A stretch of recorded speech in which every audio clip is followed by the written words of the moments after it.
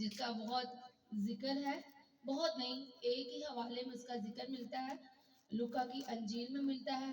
قد میں جناب عالی چھوٹا ہے لیکن رتبے میں بہت بڑا ہے، اس کے پاس بہت بڑی سیٹ ہے، سارے بچے جان گئے ہیں وہ جی ہاں جی زکئی ہے۔ ہم زکئی کے بارے میں آج دیکھیں گے، لوکا 19 باب اس کی 19 باب ہے اور اس کی ہم 5ویں آیت پہ نگاہ کریں گے، غور کریں گے۔ خداوند کے کلام میں کچھ یوں لکھا ہے، میں جلدی سے ریڈ کروں گی تاکہ آپ سب بیٹھ سکیں، ٹھیک ہے؟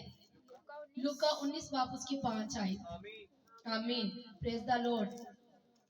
جب یسوع نے اس جگہ پہنچا تو اوپر نگاہ کر کے اس سے کہا، آئی زکئی جلد اتر آ، کیونکہ آج مجھے تیرے گھر رہنا ضرور ہے۔ خداوند کے پاک کلام پڑھے اور سنے جانے پہ خداوند کی برکت ہو، آمین۔ اب بیٹھ جائیں، بہت شکریہ آپ سب کا کھڑے ہونے کا، خداوند کی حضوری میں آنے کا۔ خدا آپ کو بہت برکت دے۔ میرے عزیزو، آج ہم زکئی کی زندگی پہ غور کرنے کو ہے۔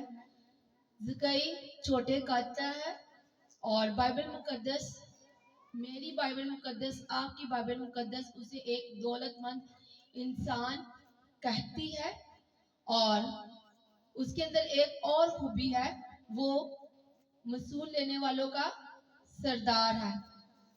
میرے عزیزو، اس وقت اس ایریے کا سردار بننے کے لیے کم سے کم 5 زبانوں کو سیکھنا پڑتا تھا۔ اس کا مطلب یہ ہے کہ زکئی نہ صرف اس وقت کا ایم فل تھا بلکہ 5 زبانوں کے سے اوپر عبور بھی حاصل تھا، کیونکہ وہ ٹیکس وصول کرنے والوں کا سردار تھا۔ 5 زبانوں کا میں ذکر اس لیے کر رہی ہوں کیونکہ ٹیکس جب پے کرنے کے لیے آتے تھے لوگ، تو وہ ڈیفرنٹ علاقوں سے، ڈیفرنٹ ملکوں سے آتے تھے، اور جب تک ایک انسان کو زیادہ زبانیں نہیں آتی تھی وہ اس کی سیٹ نیچے ہی رہتی تھی۔ متی رسول جو تھا وہ بھی ٹیکس وصول کرنے والوں کی ایک چوکی پہ مقرر کیا گیا ہوا تھا، لیکن زکئی کے بارے میں بائبل مقدس کہتی ہے کہ وہ ایک امیر، دولت مند اور وصول لینے والوں کا سردار تھا۔ ہے وہ جناب سردار، لیکن ایک اس کے اندر بڑی خوبصورت ڈیزائر نکلتی ہے۔ ڈیزائر وہ پیدا کرتا ہے کہ آج میں کسے دیکھوں گا؟ ہاں، آج وہ یسوع کو دیکھے گا۔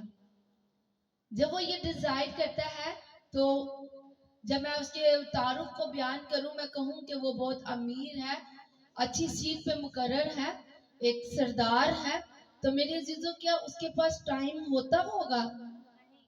نہیں، بالکل اس کے پاس ٹائم نہیں تھا یسوع کو دیکھنے کے لیے، لیکن اس نے اپنے اندر یہ خواہش کی کہ آج میں یسوع کو دیکھوں گا۔ اور میرے عزیزو، جیسے ہی وہ اس ڈیزائر کو اپنے اندر پیدا کرتا ہے، خدا کا منصوبہ اس کی زندگی کے اندر پورا ہونا شروع ہو جاتا ہے۔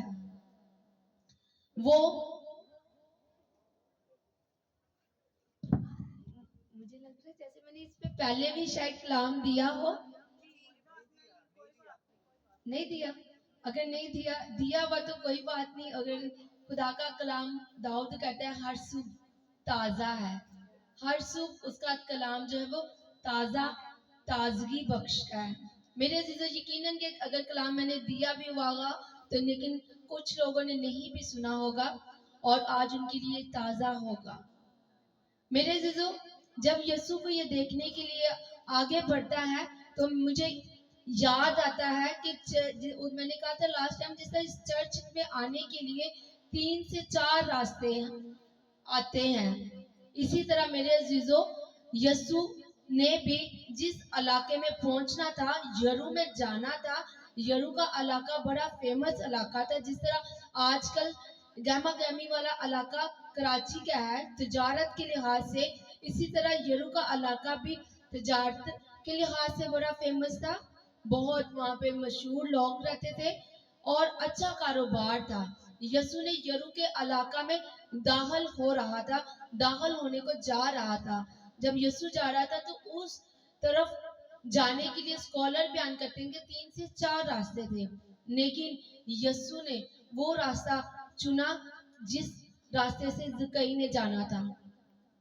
میرے عزیزو، زکئی نے اس راستے میں اس لیے یسوع نے اس راستے کو چنا کہ وہاں پہ ایک درخت تھا، پیڑ کا، اور وہ بہت پرانا تھا میرے عزیزوں، کیونکہ زکئی چھوٹے قد کا ایک انسان تھا، اور جب زکئی آگے بڑھنا ہی لگتا ہے تو لوگ اسے روکتے بھی ہیں۔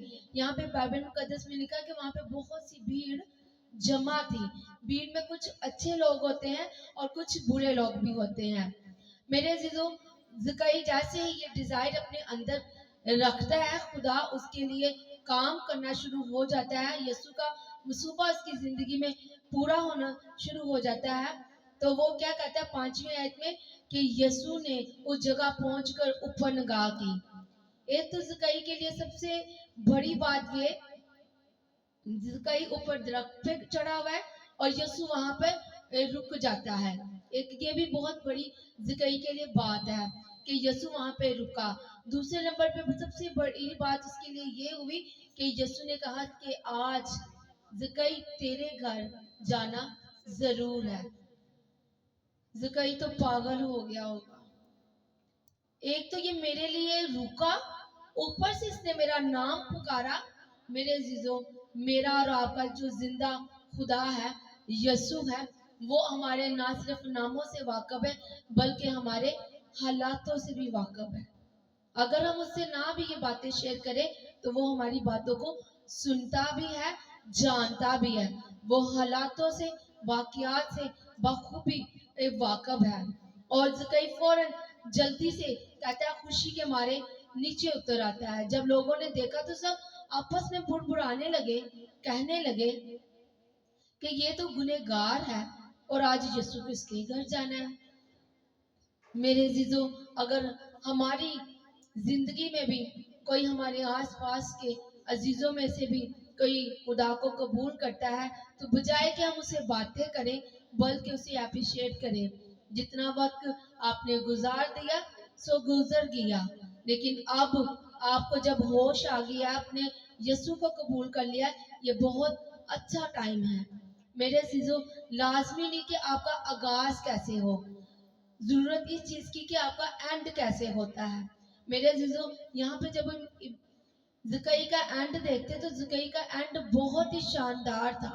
اس کا آغاز کوئی خاص نہیں تھا لیکن اس کا اینڈ بہت ہی اچھا اور خوبصورت ہمیں نظر آتا ہے۔ زکئی نے کھڑے ہو کے خداوند سے کہا، دیکھ خداوند، میں اپنا آدھا مال غریبوں کو دیتا ہوں اور جس کا میں نے ڈبل لیا تھا میں اسے 4 گنا کر کے واپس دیتا ہوں۔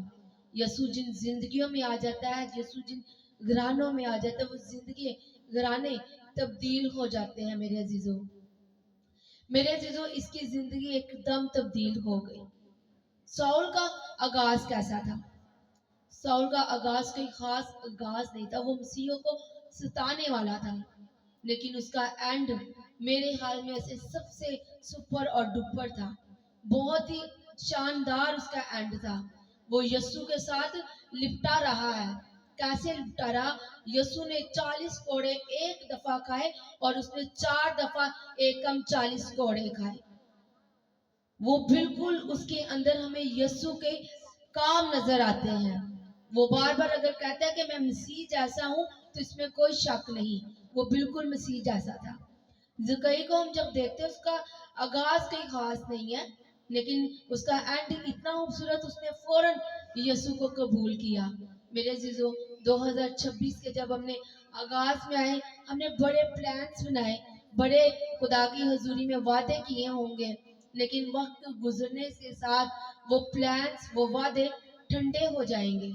لیکن میرے عزیزوں، ان باتوں کو آپ نے ہمیشہ اپنی زندگی میں تھامے رکھنا ہے اور فوراً ایکٹ کرنا ہے جس طرح زکئی نے کیا۔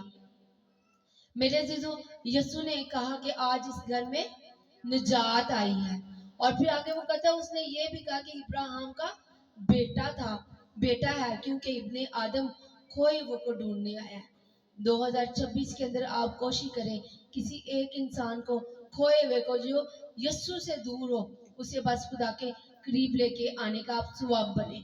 چاہے آپ چھوٹے ہیں چاہے آپ بڑے ہیں، آپ ایسے انسان کو خدا کی حضوری میں لے کے آئیں، اس کے قریب لے کے آئیں تاکہ خداون جو آسمان پہ ہے خوش ہو۔ میرے عزیزوں، ہم جب پطرس کو دیکھتے ہیں تو پطرس کا بھی آغاز بڑا جذباتی تھا، جوشیلا تھا، लेकिन उसका एंड भी बड़ा ही खूबसूरत होता है। हम जब दाऊद का आगाज देखते हैं, दाऊद का आगाज भी बड़ा खूबसूरत है और उसका एंड भी बड़ा खूबसूरत है। सुलेमान का जब हम आगाज देखते हैं तो उसका आगाज बहुत ही वंडरफुल है। उसे 2 दफा खुदा ख्वाबर रोया में मिलता है, लेकिन उसका एंड नहीं अच्छा था। मेरे जीजो, हमने अपनी जिंदगियों पे गौर करना है कि हम खुदा के साथ किस तरह चल रहे हैं। 2026 के अंदर जो हमने खुदावन की हजूरी में प्लान्स रखे हैं, खुदा को हम इस तरह वर्शिप कर खुदावन की हजूरी में करेंगे, इस तरह दुआ करेंगे, टाइम पे चर्च पहुंचेंगे, पूरे साल में हम चर्च को मिस नहीं करेंगे, मंगल की मीटिंग को मिस नहीं करेंगे। ना सिर्फ ये जनवरी, फरवरी, मार्च तक आप इन चीजों पे कायम रहे, बल्कि पूरा साल आप इन पे कायम रहिएगा। खुदा उनके कलाम में लिखा कि मैं जल्द आने वाला हूँ और आने के काम के माफी मेरे पास देने को बदला है। अच्छे काम किए होंगे तो हम अच्छी तरीके में खुदावन के हजूर दाखिल होंगे। पतरस रसूल कहता है दूसरे खत में उसकी गालबन दूसरा बाब 16वीं आयत है, कहता है फजल के उस तख्त के पास जाना है बड़ी इज्जत के साथ और जिंदगी का अब्दी ताज हासिल करना है बड़े जलाल के साथ। वो ऐसे क्यों कह रहा है? कह रहा है बड़ी इज्जत के साथ। फजल सबके लिए है मेरे अजीजों, लेकिन दाखिल भी सारे लोग होंगे, लेकिन कुछ लोगों के लिए मेरा और आपका निजात देंदा यीशु मसीह खड़ा होगा और इसे अब्दी ताज बनाएगा। अगर तो आप चाहते हैं कि आपको यीशु मसीह खुद खड़ा होके वेलकम करे और आपके घर सर पे ताज रखे, तो आप जिस तरह खुदा के साथ चल रहे हैं वफादारी के साथ चलें, ताकि खुदावन जब बादलों पे उड़ के आए तो हमारा नाम पुकारता हुआ हमें अपने साथ अब्दी जिंदगी में ले जाए। मेरे अजीजों, ज़कई की जिंदगी में भी वंडरफुल काम होते हैं। उसने अपना सारा कुछ बेच दिया होता है। ज़कई को बाइबल मुकद्दस कहती है वो दौलतमंद था, एक अच्छी सीट पे मुकर्रर था, उसके अंदर बहुत गरूर हो सकता है, अच्छा लिबास पहना होगा, लेकिन जैसे ही उसने यीशु को कबूल किया तो मेरे अजीजों उसकी जिंदगी के अंदर हमें एक तब्दीली नजर आती है। वो तब्दीली यीशु की वजह से थी। जिन लोगों की जिंदगियों में यीशु आ जाता है वो लोग तब्दील हो जाते हैं, चाहे वो जितने ही क्यों ना गरूर वाले हों, कितने ही क्यों ना मगरूर वाले हों, लेकिन जब यीशु को वो कबूल कर लेते हैं तो फिर यीशु उन्हें आजाद कर देता है। हालेलुया। खुदावन के इस पाक कलाम के पढ़े और सुने जाने पे खुदावन की बहुत ज्यादा बरकत हो। आमीन।